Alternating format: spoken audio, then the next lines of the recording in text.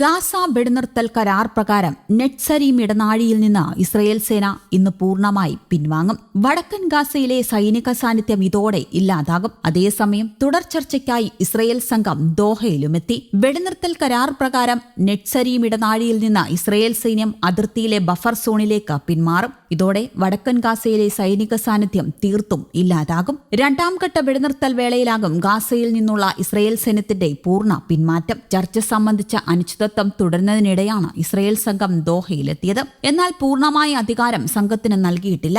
American പര്യടനം കഴിഞ്ഞ് തിരിച്ചെത്തിയ ഇസ്രയേൽ പ്രധാനമന്ത്രി നെതന്യാഹുവിന്റെ അധ്യക്ഷതയിൽ സുരക്ഷാ മന്ത്രിസഭായോഗം ചേർന്നാണ് തീരുമാനം കൈക്കൊള്ളുക. മുഴുവൻ ബന്ദികളുടെയും മോചനമാണ് ട്രംപ് ലക്ഷ്യമിടുന്നത് എന്ന് US സ്റ്റേറ്റ് സെക്രട്ടറി പറഞ്ഞു.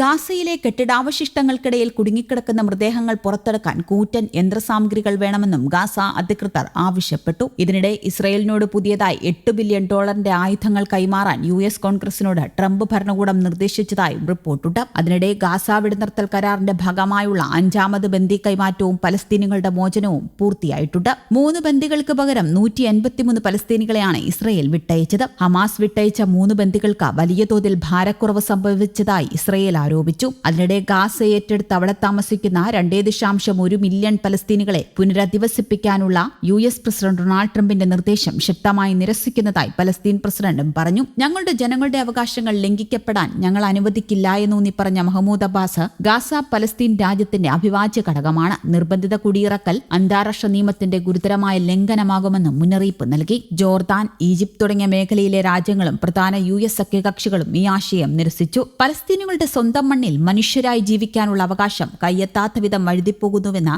UN സെക്രട്ടറി ജനറൽ ആന്റണിയോ ഗുട്ടറസും അഭിപ്രായപ്പെട്ടു. പലസ്തീനുകൾ തങ്ങളുടെ ഭൂമിയിൽ നിന്ന് മാറില്ലെന്നും പലസ്തീൻ രാഷ്ട്രം സ്ഥാപിക്കാതെ ഇസ്രയേലുമായുള്ള ബന്ധം സാധാരണ നിലയിലാക്കില്ലെന്നും സൗദി അറേബ്യ പറഞ്ഞു. നേരത്തെ തങ്ങളുടെ ആണവ കേന്ദ്രങ്ങളെ ലക്ഷ്യമിട്ട് ഇസ്രയേലോ അമേരിക്കയോ ആക്രമണം നടത്തിയാൽ സമ്പൂർണ്ണ യുദ്ധത്തിലേക്ക് മാറുമെന്ന് ഇറാൻ വ്യക്തമാക്കിയിരുന്നു. ഇതിന്റെ പിന്നാലെയാണ് ആയത്തുള്ള ഖമേനിയുടെ പ്രതികരണവും വന്നത്. ട്രംപിന്റെ മുൻഭരണത്തിന് കീഴിൽ ഇറാൻ യുറേനിയം സമ്പുഷ്ടമാക്കുന്നതും സംഭരിക്കുന്നതും പരിമിതപ്പെടുത്തുന്ന ആണവ കരാറിൽ നിന്ന് അമേരിക്ക ഏകപക്ഷീയമായി പിന്മാറിയിരുന്നു. ഇത് ചൂണ്ടിക്കാട്ടി വാഷിംഗ്ടണിന് എളുപ്പത്തിൽ കരാറുകളിൽ നിന്ന് പിന്മാറാൻ കഴിയുമെന്ന് കാണിക്കുന്നുവെന്ന് ഖമേനി വാദിച്ചു. ട്രംപ് ഭരണകൂടവുമായുള്ള ചർച്ചകൾ യുക്തിപരമോ ബുദ്ധിപരമോ മാന്യമോ അല്ല എന്ന അനുഭവം തെളിയിച്ചതായി ഖമേനി തുറന്നടിച്ചു. ഇറാനുമായി ആണവ കരാർ ഉടനടി ചർച്ച ചെയ്യാനുള്ള സന്നദ്ധത ട്രംപ് സൂചിപ്പിച്ചതിന് പിന്നാലെയാണ് ഖമേനിയുടെ പരാമർശമുണ്ടായത്. തങ്ങളുടെ ആണവ പരിപാടികൾ സമാധാനപരമായ ആവശ്യങ്ങൾക്ക് മാത്രമുള്ളതാണെന്നും ആണവായുധങ്ങൾ വികസിപ്പിക്കാനുള്ള ഉദ്ദേശമില്ല എന്നും ഖമേനി പറഞ്ഞു. നയം പുനഃസ്ഥാപിച്ചതിനെ തുടർന്ന് 100 കണക്കിന് ദശലക്ഷം ഡോളർ മൂല്യമുള്ള Iranian crude oil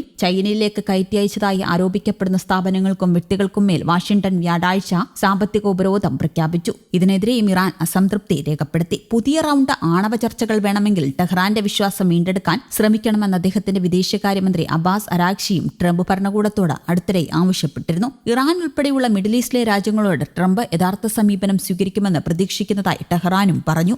news desk Kerala Kaumudi.